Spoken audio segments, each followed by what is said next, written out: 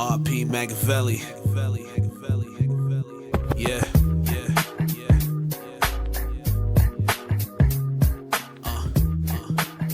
Got a good groove. Him easy, baby. What's going on, bro? Tell me, what's up? How you feeling? Great, man. It's a nice day out, even though it's October. And you're up and coming influencer. And we like to focus on their brands.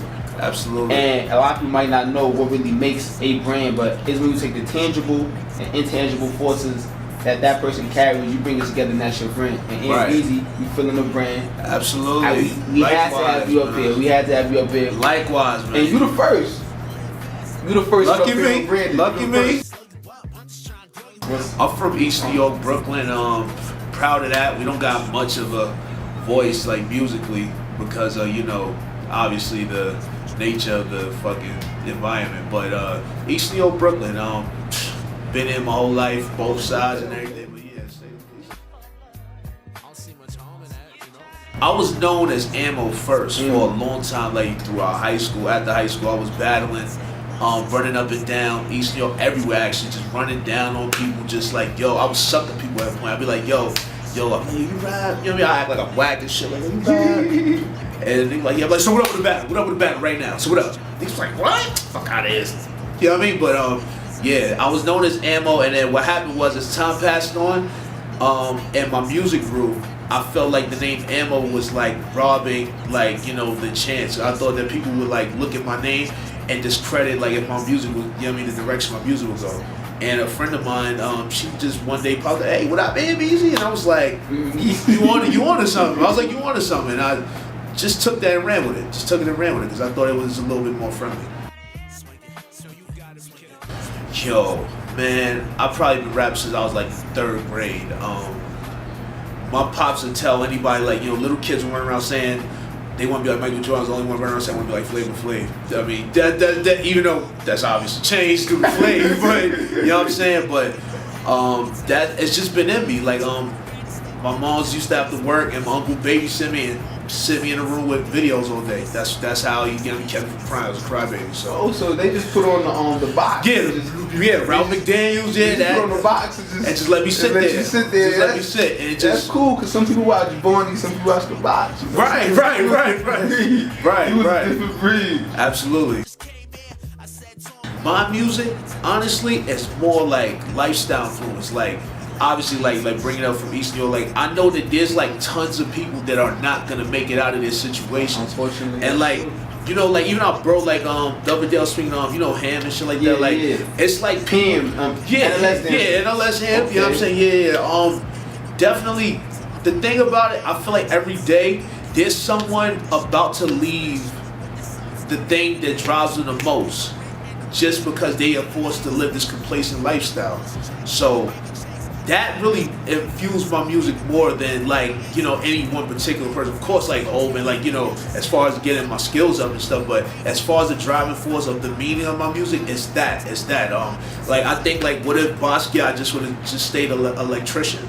You know what I mean? We would be without his contributions to art. Or Michelangelo, if he just was a fisherman. You know what I mean? Hope never left the corner. You know what I mean? So I think that I'm like I'm on the side of fuck that. You know what I mean? Fuck that. No, you have this passion in you. Let's live off that. You know what I mean? And let's find a way to live off that. And that's the truth. I think people get confused. They're always saying it's dead. I think people need to stop saying that because they, I guess, equate, it being alive by what's being played on the radio. And cool, certain things are for that, but there's so much going on with hip hop, like below the surface, that if you just look for that, you know what I mean? It's amazing. Like, you got people like Macklemore that like went 7 times platinum. Doesn't have, like, he's damn near foreign to people. You know what I'm saying? So there's definitely great music that's like untampered and not made to be radio programmed and shit like that that's out there. So I'm actually, I love it. I love the freedom that the internet has actually brought. You know what I mean? The piracy probably robbed us of some money, as far as the freedom that it allows, I love it. Cool. The His and Hers project also like was inspired by Tumblr. It was one day, I think the photographer name is Brandon Jordan. I hope he doesn't kill me for stealing his pictures and shit.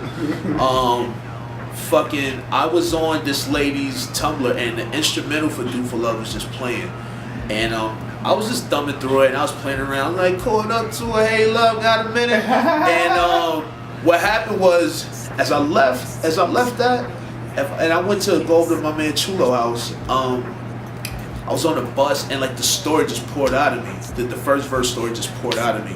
And I thought to myself, I don't want to make this like the normal, "Do for Love" thing. I wanted to create a sinister story because I thought that tale hasn't been told in a while. And I'm into conceptual music.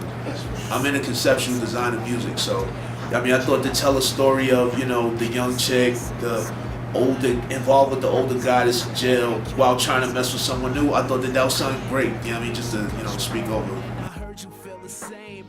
Alright, the beginning of the his and hers thing was like fueled by I had a breakup like the beginning of 2012, and it was like the finding of me again that took place. Like it was the finding me. It became a journal. All of the women that I started, during a breakup, you start dealing with women just to try to keep your mind off of it. So like all of these stories of these different women that I kind of entertained, but I really wasn't ready to commit again.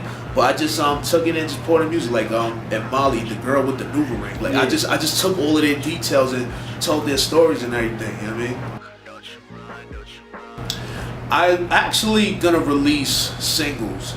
I had some projects in mind, but I thought that releasing singles are probably more suitable. I wanted everybody to digest the music one at a time versus because sometimes you give out a bulk, and everyone is not in a rush to listen to 100 songs at one time. So I thought that just feed you guys one at a time and everything. And if the demand grows, I'll definitely be glad. I might actually I might do a sequel to I'm not gonna say it because it's not official yet, but I might do a sequel on this coming Valentine's Day. To his and hers?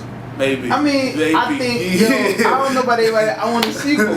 I still bump that like it came out yesterday. It was a pleasure. Likewise. I think we got to learn a lot about the intangible and tangible of Easy. Right. We love the brand. Yo. I think I speak I love y'all brand. Yo, I'm pro Brooklyn everything. That's Brooklyn brand. You already know. I wish I'd have seen you at Double Art Festival.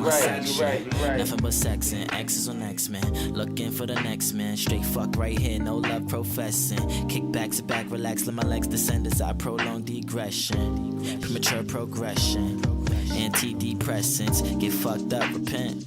That's what we do. Every Friday night when you walk by the bar and you starring the chick. Spread love is the Brooklyn way. Damn easy. Get a glare in the tip. Finally hold this nuts tight. Woke up like mine, what it do? I said we